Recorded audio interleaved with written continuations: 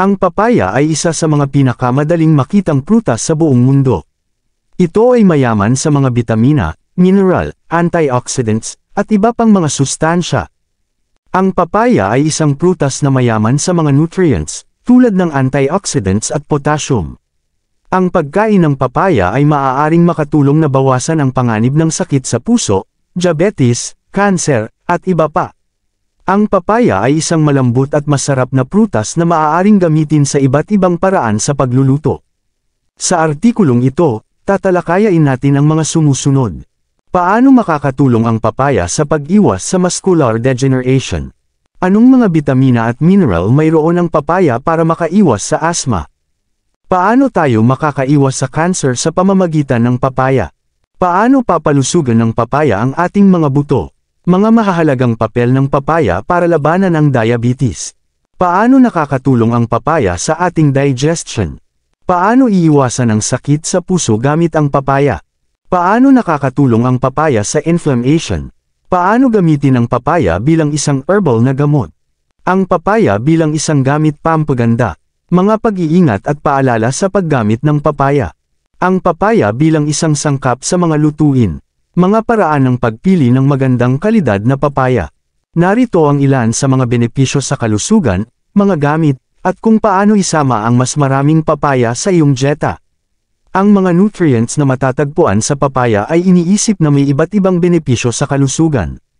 Maaari nilang makatulong na protektahan laban sa ilang mga kondisyon sa kalusugan. Isa, nakakatulong sa pag-iwas sa macular degeneration. Ang macular degeneration ay isang kondisyon na nakakaapekto sa mata, lalo na sa sentro ng retina na tinatawag na macula. Ang macula ay responsable sa pagbibigay ng malinaw at detalyadong paningin. Kapag ito ay nasira, ang paningin ay maaaring maging malabo, madilim, o nawawala. Ang macular degeneration ay karaniwang nauugnay sa pagtanda, ngunit maaari ring maging sanhi ng iba pang mga kadahilanan tulad ng genetics, lifestyle, at environment. Ang ilan sa mga sintomas nito ay ang pagkakaroon ng distorted o wavy lines, blind spots, o reduced central vision. Ang macular degeneration ay hindi pa nagagamot, ngunit maaaring maiwasan o mapabagal ang progression nito sa pamamagitan ng tamang nutrisyon at pag-iingat sa mata. Isa sa mga prutas na maaaring makatulong sa pag-iwas sa macular degeneration ay ang papaya. Ang papaya ay isang masarap at masustansyang prutas na mayaman sa mga antioxidants, vitamins, minerals, at fiber. Ang ilan sa mga benepisyo nito para sa kalusugan ng mata ay ang mga sumusunod. Ang papaya ay naglalaman ng zeaxanthin, isang antioxidant na nakakasala ng mga harmful blue light rays na maaaring magdulot ng pinsala sa retina. Ang zeaxanthin ay iniisip na maglaro ng isang protective role sa kalusugan ng mata, at maaaring maiwasan ang macular degeneration. Ang papaya ay naglalaman din ng beta-carotene, isang antioxidant na nagbibigay ng kulay dilaw o orange sa prutas. Ang beta-carotene ay isa sa mga precursor ng vitamin A, na mahalaga para sa normal na pag-andar ng mata. Ang kakulangan sa vitamin A ay maaaring magdulot ng dry eyes, night blindness, o corneal ulcers. Ang papaya ay nagbibigay din ng vitamin C, isang antioxidant na tumutulong sa pagpapanatili ng kalusugan ng mga blood vessels at connective tissues sa mata.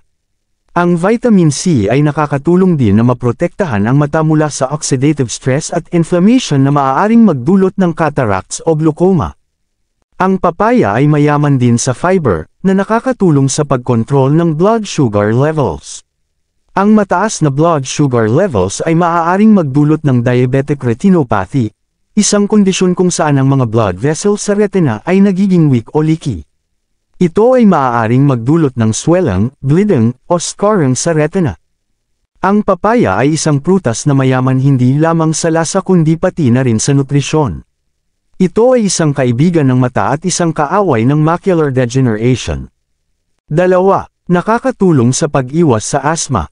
Ang papaya ay isang prutas na kilala sa maraming benepisyo sa kalusugan, lalo na sa mga taong may sakit na asthma. Ang asthma ay isang kondisyon na nagdudulot ng pamamaga at pagkipot ng mga daanan ng hangin sa baga, na nagreresulta sa hirap sa paghinga, ubo, at sipol.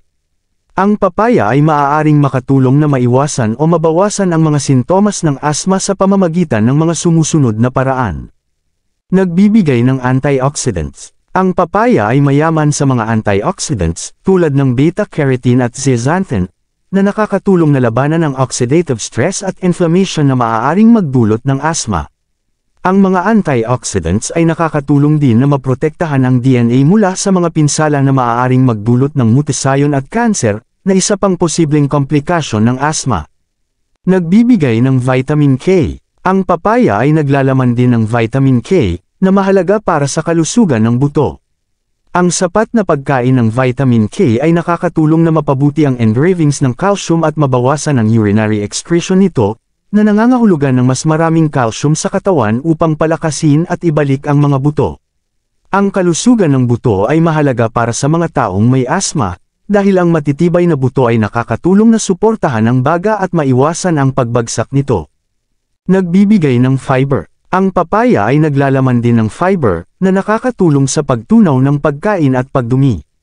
Ang fiber ay nakakatulong din na mapanatili ang normal na blood sugar levels, na mahalaga para sa mga taong may diabetes, na isa pang kondisyon na nauugnay sa asma.